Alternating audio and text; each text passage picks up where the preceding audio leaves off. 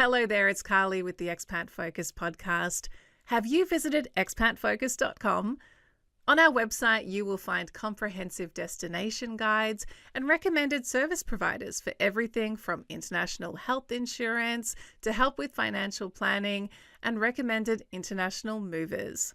You can also sign up for our monthly newsletter to never miss an update. Moving has been top of mind for some Americans since the US presidential election, and the inquiries have been pouring in for immigration consultants Canada abroad. Deanne Akers joins me in this episode to explain exactly what is required for US citizens who are set on leaving America for Canada. Deanne, why do Americans typically look to Canada as a first option when they're wanting to move abroad? Is it purely geographic? That has a lot to do with it. A lot of people tell us they look at Canada because it's close, they can remain close to friends and family and not be a long distance away from them. Culturally, we're quite similar. Obviously, we're not exactly the same, but your day to day is very similar. English is, the primary language spoken in Canada, so there's no language barriers for them. A lot of things, same food, same restaurants, same just all the day-to-day things are very similar for them. And a lot of Americans have at least visited Canada or been there before, so they feel it just very similar to America. So they're going to be quite comfortable there without any kind of a huge culture shock. Yeah, I can imagine. I feel like it's a little bit the same for Australians with New Zealand, for example. Yeah. Yeah, I would imagine so, or at least we think so, right? Yeah. But I'm sure there's some differences there. Yeah, I say this as someone who's never actually been lucky enough to make it to New Zealand, but it's on my Okay. bucket list. Can you tell me, has Canada kind of expected by now a bit of an influx of interest from Americans moving there after the 4-year US election cycle? Yeah, each election cycle, it's not always a huge increase. It honestly depends on the candidates. So the first election where Trump won, we saw a mass influx. I think they crashed the Canadian immigration website Oh, that wow. night. People who were interested. I know all the other companies that I work with, everyone was getting inundated, people looking to move to Canada. When Biden was voted in, we didn't see that influx. We didn't see that traffic. But again, this election cycle, we have seen it again. So a lot more interest in Canada. So it's not necessarily every election. It really depends on the candidates that are in there. And just out of curiosity, DM, what do Americans see as better in Canada? Is it purely to leave the USA, or is there something really attractive about Canada that makes Americans want to move there? From what people have told me, they see us as maybe a kinder, friendlier country, a bit more liberal. Obviously, parts of the United States are very liberal. So I don't think they necessarily see us as better all the time, but there's certain things that they like about us. A lot of people talk about our healthcare system. They think it's a lot easier than the US healthcare system, especially in terms of costs. So there's little things like that that they like. Overall, it's not sort of Canada is better than the US, but it really varies from person to person that I speak with. There is no freedom of movement between the US and Canada. So, for an American wanting to move to Canada, there is an application requirement. Can you tell me about what that involves? So it really depends what they are coming to Canada to do. A lot of people right now are looking to retire in Canada. So we don't actually have a retirement visa in Canada, which a lot of people are surprised to learn. They think that if they're financially independent, they can just come up and buy a property and live in Canada, which is unfortunately not the case. So, whether they're looking to work, study, permanent residency, it's all very different types of applications. But Canada does have an agreement in place, the Canada, US, Mexico agreement, that makes it a bit easier for professionals in certain occupations to come and work in Canada. Okay, so there is And kind of a favorability between the three countries. Definitely. And American citizens can apply for study permits and work permits at the border on entry, which other countries can't do, which can cut down on processing times quite a bit. So there are little benefits for American applicants, but it's not a freedom of movement where we can just move back and forth and work in each other's countries. So, say you're a middle-aged qualified professional, for example. How do you start that application? So again, it would depend. Are you looking to come temporarily or permanently? I'm going to assume permanently. A Let's lot of let's say people, let's permanently. do Let's that. say you're an American who's like, okay, it's time for me to just start a new life in Canada. Yeah. Usually a lot of people start with the express entry system, which is our points-based system. So it looks at age, education, language, work experience. It's very ageist. The older you get, your points start to decline quite a bit. So as you get older, unless your profession is one of the in-demand professions, your chances of immigrating without requiring a job go down. If you're younger, well educated, you have some work experience, then it's more of a simplified process. But I would always recommend that someone usually complete an assessment where someone can say, okay, this is the program that you might want to look at. Or unfortunately, based on your age or potentially your occupation, that there's no opportunities for you. You always have to kind of start with that because depending on the profile, they might not have an opportunity, whereas some people have more than one different pathway. I know I spoke broadly with Rory in another episode of the podcast recently. He's from Moving to Canada about some of those in-demand jobs, sectors, Hmm. professions.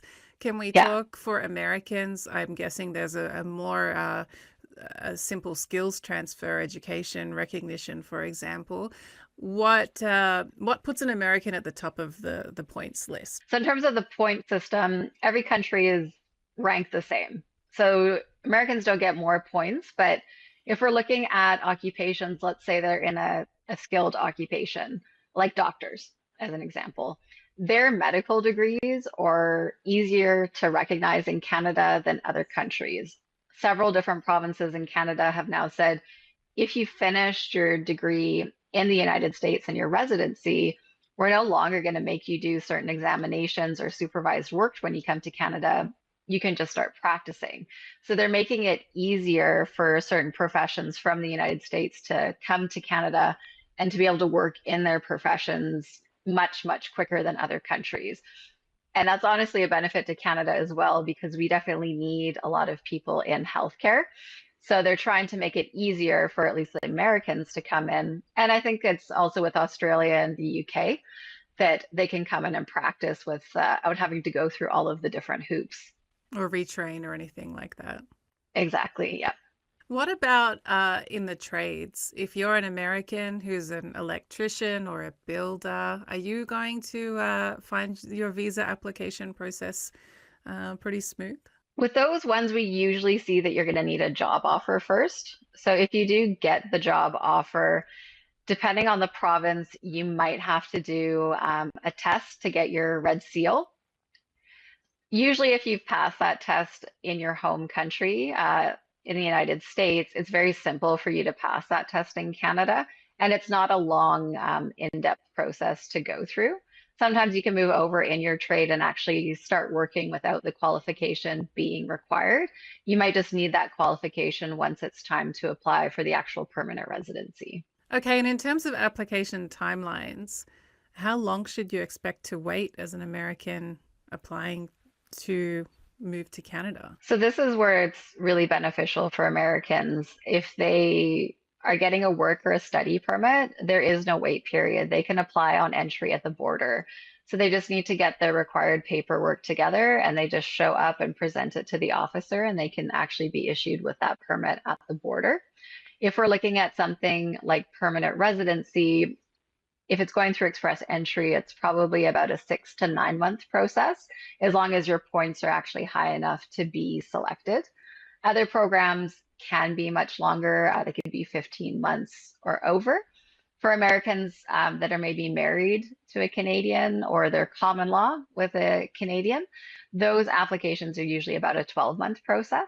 Can you explain to me the work permit versus permanent residency? How long do you get to stay if you're getting a work permit at the border or a student visa at the border? Yeah, so the student visa, it'll typically be issued for the full duration of your program. So if you're coming in to do a bachelor's degree, then it would be valid for the 4 years of your degree. If you're coming in with a work permit, it depends what type of work permit, but on average, you're going to get about 2 years on a work permit.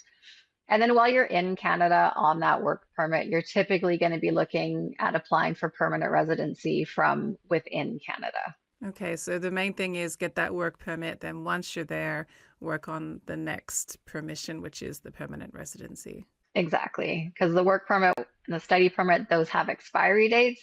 The permanent residency, as long as you're meeting your residency requirements, then they just keep renewing it until you're ready to apply for your citizenship. So to get a work permit, that's where you need a job offer. So this can be a bit complicated. In general, yes, you're going to need a job offer before you can get a work permit. American citizens of a certain age can try to apply through a recognized organization to get an IEC permit for Canada. So this would be like a working holiday essentially.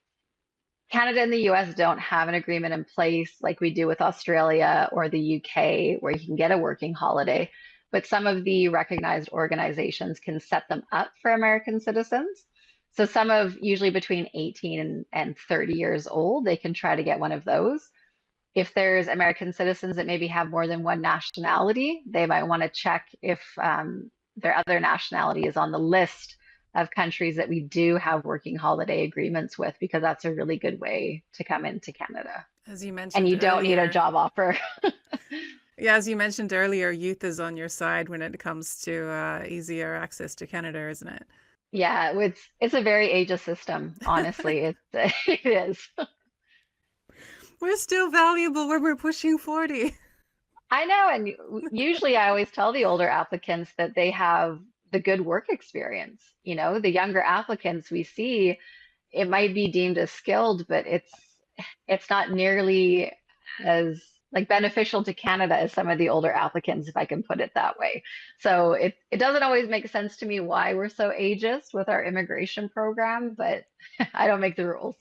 Speaking of ageism, you mentioned that there's no such thing as a retirement visa for Canada. So, for American retirees or those close to retirement who are looking at Canada, how can they move to Canada? What are their options? Yeah, if they're looking at retiring, we just have 6 month visit visas that they can do if they want to spend their time, split between Canada and the US, they can look at doing that. If they have children or grandchildren that are Canadian citizens or permanent residents, they can get something called a super visa that lets them stay for up to 5 years at a time. Also, Canadian citizens or permanent residents can sponsor their parents or grandparents for permanent residency. So if they do have that connection, they can look at that option. But if they don't have that type of connection, they're not going to be able to come and just live full time in Canada. If they're a recent retiree and they have enough money and they're willing to live in Quebec, they could always look at the Quebec Investor Program. That would be the only other option for them. I was going to ask if Canada has some kind of citizenship or residency by investment program. I know they're not highly regarded by the authorities here in Europe, but they do exist for some European countries, for example. So, can you buy your way into Canada? In Quebec, you can. So that's why I say if you're willing to live in Quebec for a specific period of time, then that would be the only way to do it. But you'd also have to brush up on your French because there is a speaking French component to it. You have to be at a bit intermediate level in spoken French, but not, the reading or the writing. But to me, speaking is always the most difficult part of the Oh, French language. 100%. So, to apply as an American to Canada, depending on the province, you don't necessarily need any level of French. Exactly. So if we were looking at something like express entry or work permits, you don't need French. Quebec is the French-speaking province of Canada, so everything there is French first language, English second language. Some of the bigger cities you could probably get by with English, but if you're going to live there permanently, you would definitely want to learn French. When I go to Montreal, it's a few hours away from Ottawa. I still feel out of place not speaking any French there, even though it's a few hours away from Ontario, which is English speaking. Some parts of New Brunswick are quite French speaking as well. But the rest of Canada, if you don't know French, you'll get by. It might be an asset in certain situations, but it's definitely something that you don't really need outside of those areas. Is there a particular city of Canada where Americans tend to move to specifically? Toronto and Vancouver seem to be the most popular. Nova Scotia is actually increasing quite a bit with people I've been speaking to, but those are usually the ones that are looking at retirement. Um, Toronto and Vancouver are just our largest hubs, and I think they're just more well known. Americans don't tend to know a lot about Canada and the different areas, but if they ever see something in a movie or hear about us, it's usually Vancouver and Toronto. Also, Yeah. the weather just tends to be better in those areas, so they don't want to be stuck with a lot of snow and ice and cold winters. They look at those areas as well. Oh, I've heard that your winters get insanely cold and the snow levels are just beyond anything I've seen in my life. It really depends Where which you part of the are. country. Yeah, I grew up in Vancouver, and snow was like, oh my God, we actually got snow this winter. It was rare, and now in Ontario, the snow is coming. But the last few years, it's been coming later and later and less and less. So it's definitely getting milder than it originally was. The local ski hills are opening later and shorter season, and it's definitely sad to see. Deanne, I recall in my chat with Rory on moving to Canada that there are specific job roles in demand and other jobs that are just not really needed in Canada. If you're an American looking at Canada, what sort of professions are going to give you lower points? So again, it's case by case. Sometimes you will find an employer is always looking for someone, but the ones that we saw sort of got oversaturated in the market because they were targeted in previous years. We've seen things like marketing, finance, lawyers. Those were more difficult to transition over into Canada in terms of getting a job offer. Anything really outside of healthcare, STEM, transportation, agriculture, and trades right now, there's just not as much of a demand. Even some of the IT positions, we've seen layoffs happening. So, more like your software developers, we were seeing people actually losing their jobs Oh, in those really? fields. But again, it's different markets are oversaturated. So Mm. some of the smaller provinces or cities might still have a demand for that. So I would always recommend people to look at, there's a really good tool on the job bank that I can provide you the link that people can type in their occupation and I'll actually tell them by province how the demand and the outlook is looking for the next few years. Is it there's no job prospects or there's actually going to be a boom for that field? So I always recommend people take a look at that because some of these fields, like this year, we're targeting healthcare and STEM and agriculture, but in a few years' time, maybe we'll have filled those quotas and then it turns over to the next batch of targeting. So you always just want to monitor that site. And when you say there's quotas for fields like healthcare and STEM, that's not by nationality, it's just by immigration total, right? So Americans would be pulled in with every other nationality in terms of how many of certain professions Canada is accepting. Yeah, exactly. So with Canada, we don't say we're going to take X amount of immigrants from this country or that country. It's just you enter the system, and if you meet the requirements that we're looking for, we will pick you. It doesn't matter which kind of passport you're holding. So it means there isn't a cap on the number of Americans that Canada might accept every year. No, so there's definitely not a cap if they qualify. That's that. So we do see Americans are usually in the top 10 countries of nationality for immigrants each year. So that's not something new that we're seeing because of an election. That's usually pretty constant. I have a question about remote jobs because I could see this as being a very logical hack for a lot of Americans. What if I work remotely for my company in the States and I just decide to move to Canada and keep working for that company in the USA? Is that an option? So we get this kind of question all the time. Canada started to advertise this digital nomad visa, which I couldn't quite understand what they were trying to do with it because essentially it's your normal visit visa. So Oh, if you just call want it a to, different name. I know, I think they were trying to target the digital nomads, but they weren't giving anything extra to them. So you can always come into Canada for 6 months as a visitor and you can do your remote job while hanging out in the country. That's fine. If you're in the country, you can always try to apply for an extension, which is called a visitor record, so that you can stay longer while you're doing your remote work.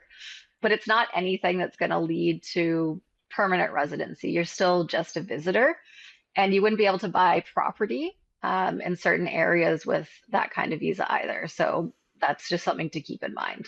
When does the 6 months reset? Is it like, do you have to do like a visa run back to the States, spend a week back in America, then you can come for another 6 months to Canada? Is that how it works? Or, So technically, legally, it's six in every 12 months. So it doesn't reset in January. It's just 12 months from the day you entered.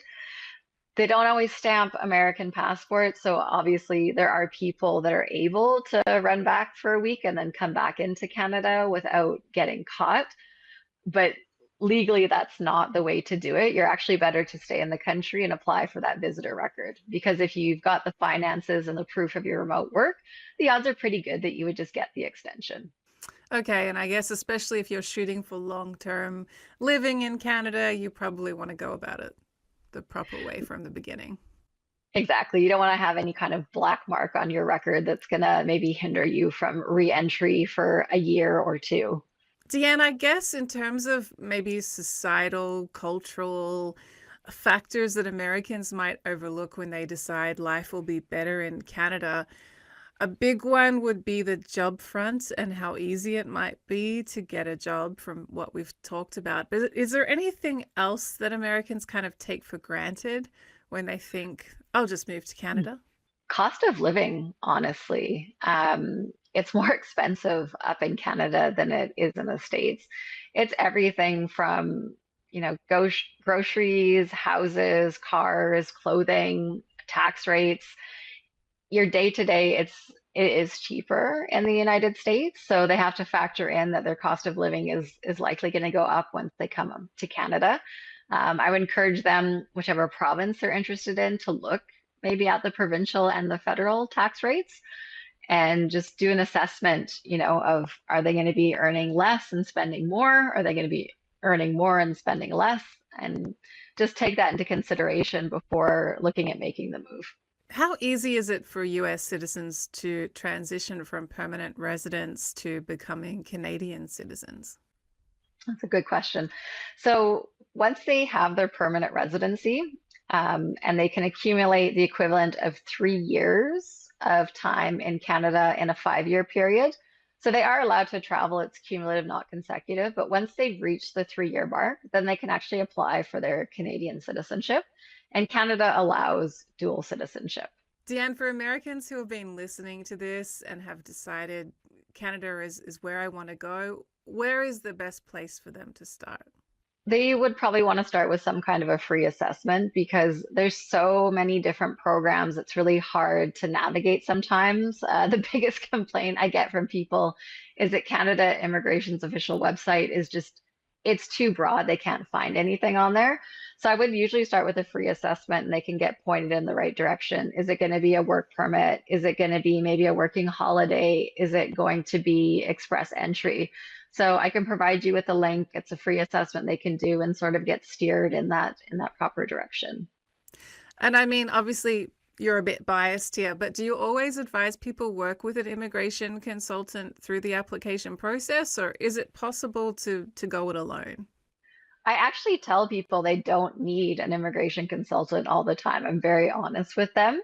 It really depends on their case. Some are so straightforward that, we just say, this is what you need to do. This is the application. It should be pretty simple.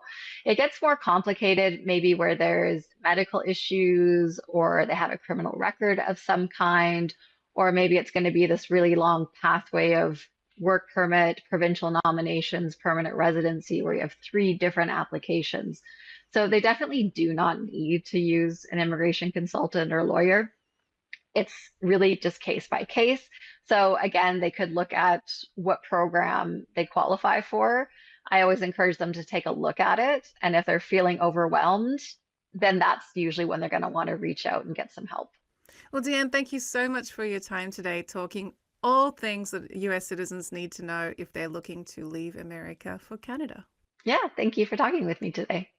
That's it for this episode. Are you an American who has made the move to Canada?